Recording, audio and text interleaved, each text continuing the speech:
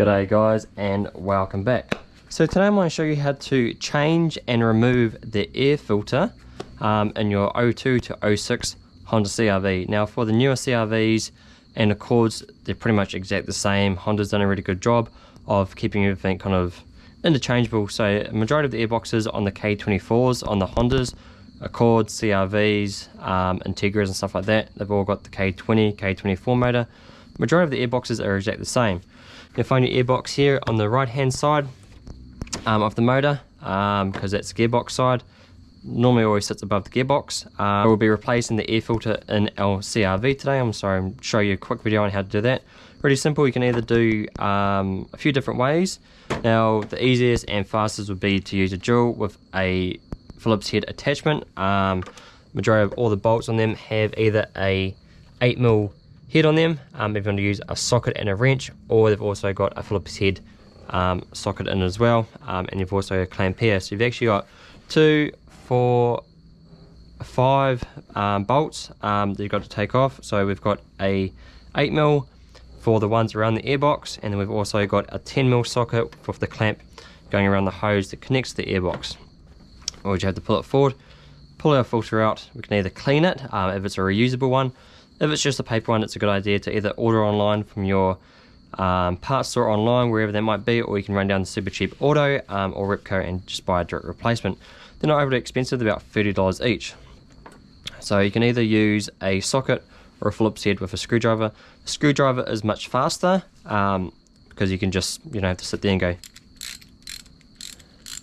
the whole time. I would recommend using extension because some of them are quite deep down. If you've got it too short, you might run into issues. If you've got an extension, much easier. Same with the drill as well. If you've got one of those long extensions as well, it does make a big difference.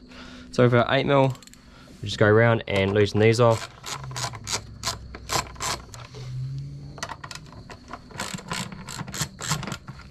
Now one thing I'd mention, these two bolts for these are the clamp that goes around the hose here and the one down the bottom. If you are doing those, be careful because your battery is sitting right here. If you make contact with your spanner and the battery is going to spark, it could short out your electrical system inside your car. So it's a good idea to actually maneuver it to the back and just do it reverse, sort of like that. Too far this way, you don't have an extension, it might connect with your battery. So better to be safe, just move it all the way to the back.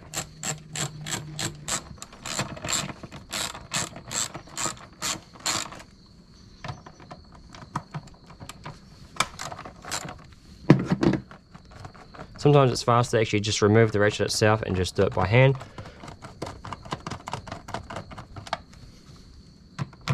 Make sure they're all the way loose. Now these bolts here actually stay inside the airbox, they don't actually come all the way out. So don't try and pull them all the way out. If you think you've kind of just gone too far and they're not coming out, they don't actually come all the way out. That way you don't lose them inside your intake. So once we've got all those loose, we can either grab our 10mm or our drill again, and our ratchet. Again, stay away from the battery if you can. Just loosen that first clamp up. With that, when everything is nice and loose,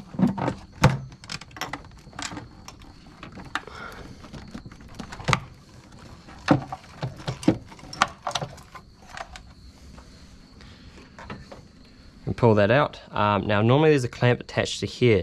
Now on our one, this connector that actually connects into the airbox is actually broken. Someone's tried to glue it back in the past. There's a piece broken off. So our one just pulls straight out. Now for majority of people that one's isn't broken, all you need to get is some like clamps on there.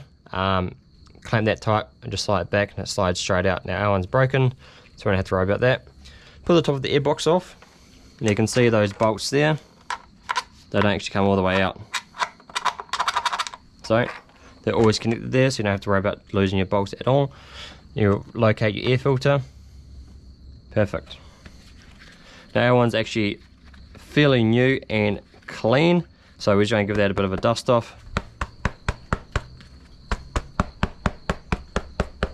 Now if you've got a compressor at home, you can go through with compressed air and blow it all out, or if you're replacing it, just chuck that one in the bin, grab your new paper filter and just slide it back in.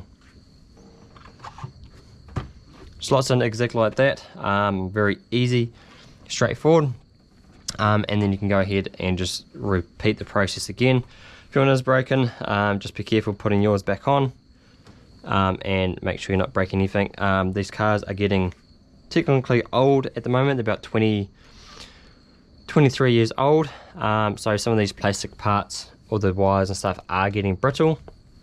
So just take your time, go slow, make sure that you're not going to pinch any wires or break any sort of plastic clips. So just go ahead and put everything on. Just kind of repeat the process. It's a little bit fiddly. Just try and get everything back in. If your one's broken, slide that back in as well. Now that clamp there doesn't have to come all the way off, but it's a good idea to rotate it.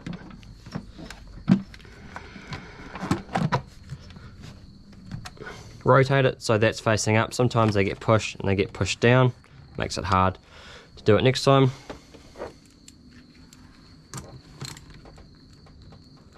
Make sure everything sort of lines up as best it can. There's like a little locating pin just there. Nice and tight, not too tight.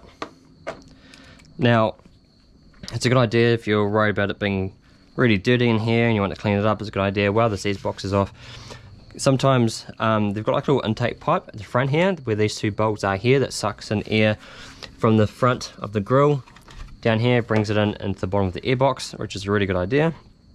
It'd be a good idea to actually remove any debris, any sort of bugs or anything that might be caught up in there. Every time I take that off, just full of new dirt and stuff. If you've got like a wet and dry vac, it'd be a good idea to just give it a bit of a cleaned out, suck out all the old dirt. You just go along, screw them all down. Now it's a good idea to not go too tight. Like I said before, these cars are getting a little bit older, so if you over tie them it could crack the plastic, which create more dirt and dust coming in before the filter and sucking into intake, which you don't want. So just do them a little bit tight. They don't have to be tight. I mean, if you're doing heaps of off-road work, it's not going to run loose, so it won't be an issue. But that's pretty much it for today, guys. I hope this video has helped you when replacing air filter on your 02 to 06